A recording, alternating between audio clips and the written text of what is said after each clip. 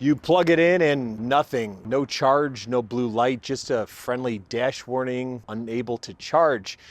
And that's when your day goes from hybrid convenience to this thing's a ticking lithium bomb. A 2018 BMW X5 xDrive 40e rolled into the shop right from the dealer, stuck in limp mode, not charging, and looking like it was one update away from becoming a driveway ornament.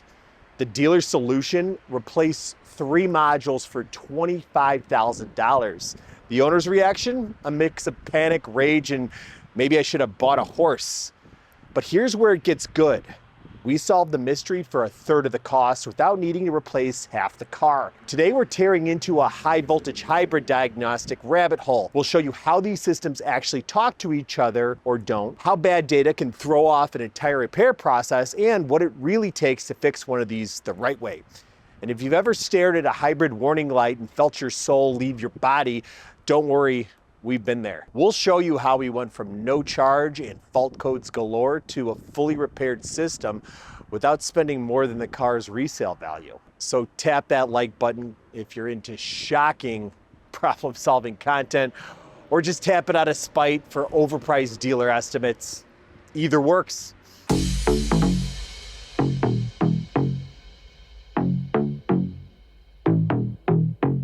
You might not drive a hybrid, you might not even like hybrids, but if you plan to own a car in the next decade, you should watch this, because this is where everything is headed. The BMW X5 40e was BMW's first real stab at blending luxury performance and hybrid efficiency. On paper, it's everything you'd want: a turbocharged 4-cylinder paired with a high voltage electric motor that's in the transmission, regenerative braking, and a plug-in system that promises short electric-only trips and better fuel economy. But here's the real problem. As these vehicles hit the used market, they're bringing their age-related failures with them, and unlike old-school mechanical issues that you could track down with a wrench and a voltmeter, these systems stack faults. 1 weak voltage line can light up 5 modules. A single module going out of spec can trigger a cascade of ghost codes that can lead you down rabbit holes.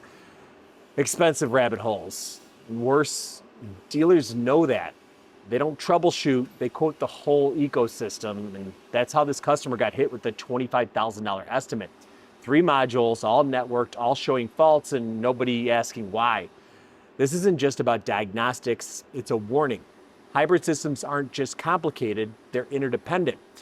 They fall like dominoes, and if you're not prepared to chase the full system logic, you're just replacing parts until the invoice runs out of space. And if you're thinking about grabbing a used hybrid to save on gas, just remember, it's not the mileage you need to worry about, it's the voltage logic. We confirmed the fault immediately. A red error light, dash warning, unable to charge. Diagnostics pulled up multiple high voltage system faults, and BMW logs faults like your grandma collects expired coupons. So first step, clear the noise. And after a reset, 1 code stuck around: AC compressor, high voltage short to positive, basically showing no high voltage connection to the electronic machine electronics, or EME. So okay, we're hunting power loss somewhere between the compressor plug and the KLE and the EME. First suspect, the AC compressor. Why? Because this isn't just for cooling your cabin, this cools the charging system and the battery. And when it fails, it's like your fridge compressor quitting during a heat wave. Bad things happen. A resistance check showed the windings were slightly out of spec, but not dead. But we've seen it before and figured replacing it was worth a shot.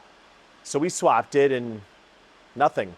Compressor's in, and maybe we were blaming the compressor because of a wiring issue. So we started to dig into the high voltage orange cables. Started measuring resistance on the cable from the compressor to the KLE, and that was 2.6 ohms, which sounded kind of high. Not full down meltdown territory, but still high nonetheless. And the other cables in the system showed 0.3 ohms. The cable showed no visual signs of heat damage, so the next step was to pop out the KLE and take a look. Inside the KLE module, a single dark scorch mark, and it was nothing crazy, but it's not great either. But here's the deal. There was no TCCs pointing to the KLE, and it still communicated. Even the charging port door opened, and that usually means it's still alive. But the KLE talks to the EME, and the EME has its own high voltage fuse. All right, so Keller's got the electronic machine electronics, AKA the EME, out on the bench.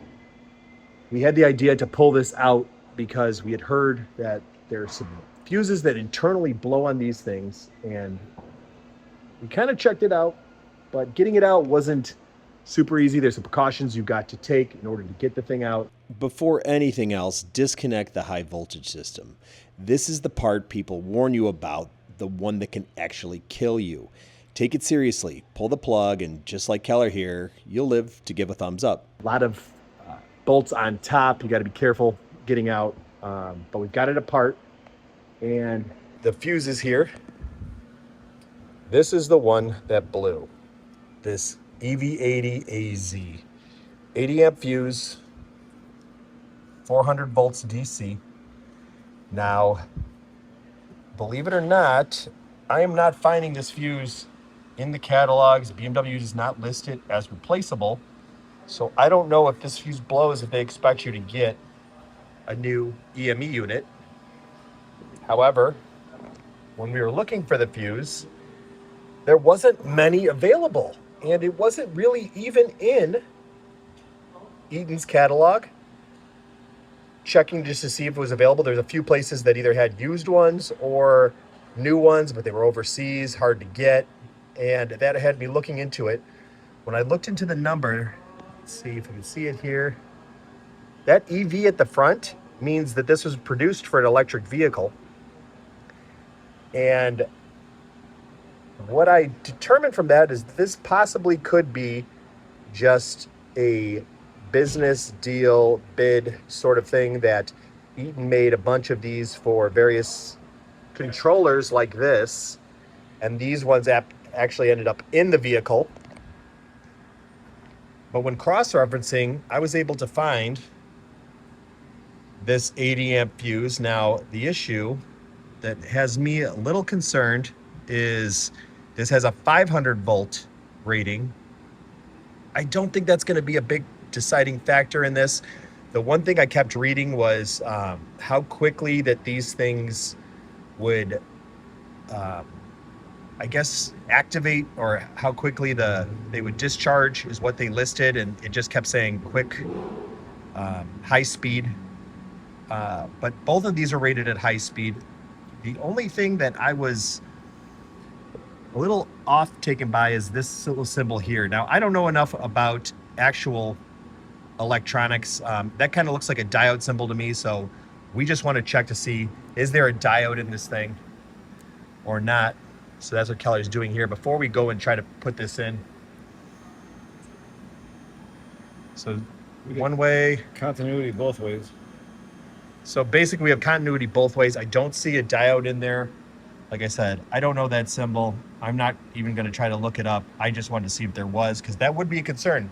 We have no way of checking if this has a diode because this is blown, as we showed here. Nothing here. So we have no continuity. That thing is definitely blown. So we're going to toss this guy in and see what happens. I think it's going to be okay. And again, this is just due to availability, but also we were able to get a box of these things for the price that we could find this, and this was weeks out from being able to get. The lowest prices I saw was like $126, and it was 3 weeks minimum to get it shipped. So we got a box of these things in under a week, 10 pack. Now, this fuse goes in this spot here. And we had to take this out, but looking at it again, I'm not sure if we were able to get this portion out or not, if we could even get at it without having to take this down. I'm not going to attempt to take this apart either, because, well, I've seen that this thing comes out with these bolts. I don't know how you'd access this guy without taking this plate off. So I don't really think that this is accessible unless you have this guy out. So there's really no way around it. But that being said, this is out. We're going to throw this fuse in. The fuse should not be blown.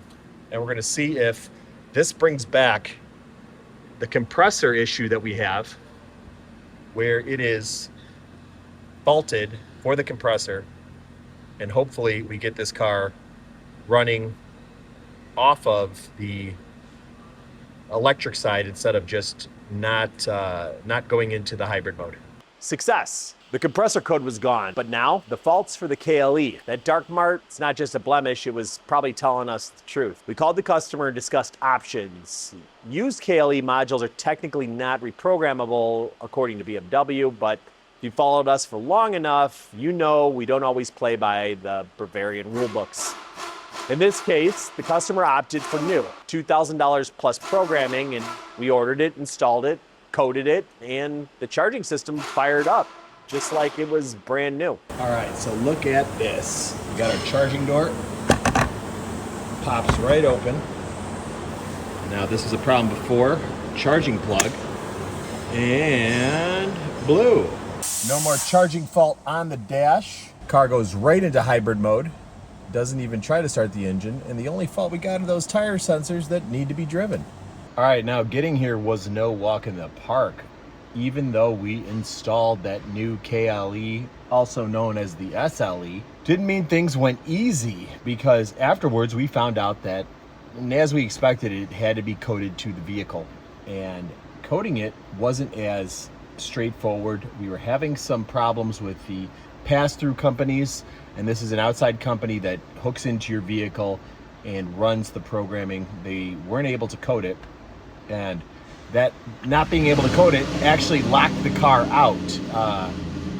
They started the upload, it didn't take, and then that left the car unable to start.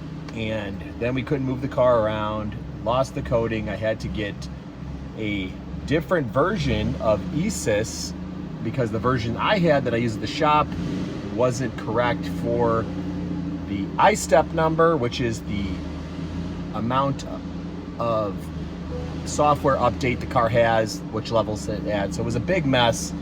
What we ended up doing is getting the car to program with an older version of the software, and once we had it coded, everything was set, all the faults were off the dashes, the car lit up, the car drove, the charging door opened, and everything was good. But really just highlights that you're not going to be able to just easily repair and maintain these cars once they get out of factory warranty and as things start going wrong. And you can see how complicated these systems are and how one thing could take a few other things out, and what you have to do safety wise. I mean, hybrids and electrical in general, you're just getting into a level of complexity that you're just not going to be able to restore a father and son. Let's just say 20, 30 years from now, you buy a hybrid vehicle and you want to fix it up. The information, the things you're going to need, the software you're going to need to have to keep a hold of, it's just not going to be available. And it's basically making these cars into a disposable type of ownership experience where you run them until it's too expensive to put any money into, and you just throw them away, which is sad. But hopefully there'll still be shops like us around that have access to this sort of stuff. This is still relatively new, 16, but just imagine 10, 15 years. So what did we learn today? Hybrid systems like this X5s are unforgiving. If you miss one voltage drop, you'll be chasing phantoms through modules and modules. The dealer was ready to shotgun $25,000 worth of parts, and we got it done for under $8,000. Diagnosed, programmed, and repaired. That KLE unit, a quiet villain. Not always flagged by the car, but fully capable of blowing a high voltage fuse and triggering misleading codes. Now, the moral of the story, complexity without understanding equals cost. BMW hybrids are not for the faint of heart or wallet, and the days of unplug it and plug it back in diagnostics are over. Think this was just luck? It wasn't. It's what happens when you understand how systems actually communicate, and it's how we work. Comment below if your hybrid's got a mystery of its own, or if you've ever been hit with a ridiculous dealer quote that makes you want to start biking to work. Stay high voltage, stay curious, and we'll catch you next time.